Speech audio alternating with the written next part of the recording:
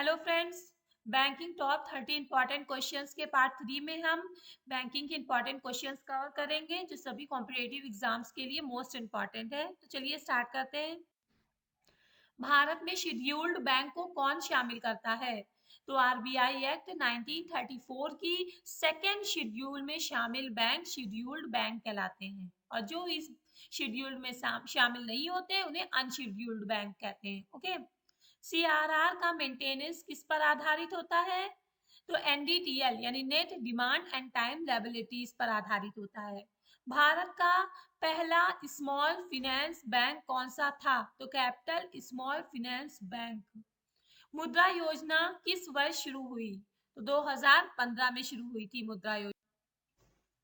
PMJDY का मुख्य उद्देश्य क्या है? Financial inclusion. एलएएफ का पूरा नाम क्या है? Liquidity adjustment facility. भारत में बैंक लाइसेंस कौन जारी करता है? RBI reserve bank of India, इसे सेंट्रल बैंक ऑफ इंडिया भी कहते हैं। ओके। एनईएफटी किस आधार पे काम करता है? तो यहाँ पे हाफ अर्ली बैचेस सिस्टम पे ट्रांसैक्शन होता है। ओके। तो यहाँ पे हाफ अर्ली बैचेस सिस्टम पे काम करता है। आरटीजीएस में न्यूनतम ट्रांजैक्शन राशि कितनी है? तो 2 लाख तक है और मैक्सिमम की कोई लिमिट नहीं है। भारत में नोट जारी करने का अधिकार किसके पास है? RBI reserve bank of India के पास है। प्रायोरिटी सेक्टर लेंडिंग का लक्ष्य कितना है? 40% ऑफ एएनबीसी। कैमल्स रेटिंग का उपयोग किसके लिए होता है? तो बैंक की फाइनेंशियल हेल्थ जांचने के लिए कैमल्स रेटिंग का यूज किया जाता है।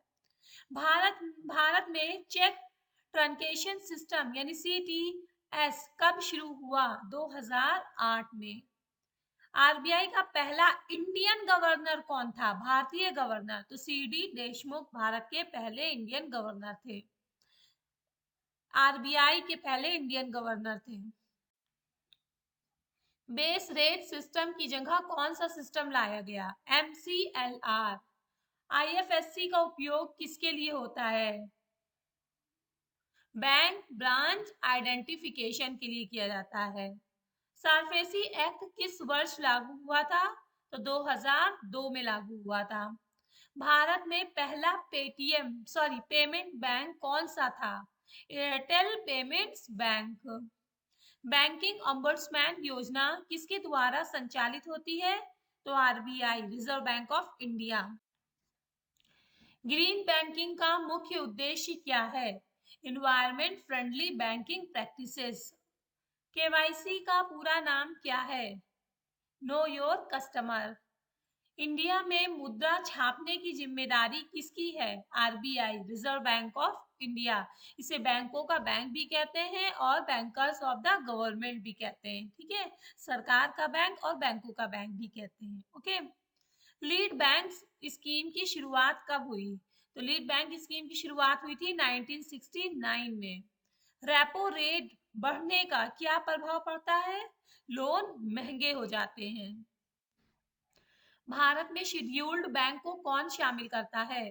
तो आरबीआई एक्ट 1934 की सेकेंड शेड्यूल में शामिल बैंक शेड्यूल्ड बैंक कहलाते हैं और जो इस शेड्यूल में शामिल नहीं होते उन्हें अनशेड्यूल्ड बैंक कहते हैं। ओके। सीआरआर का मेंटेनेंस किस पर आधारित होता है? तो एनडीटीएल यानी net demand and time liabilities पर आधारित होता है। भारत का पहला स्मॉल फाइनेंस बैंक कौन सा था? तो कैपिटल स्मॉल फाइनेंस बैंक। मुद्रा योजना किस वर्ष शुरू हुई? तो 2015 में शुरू हुई थी मुद्रा योजना।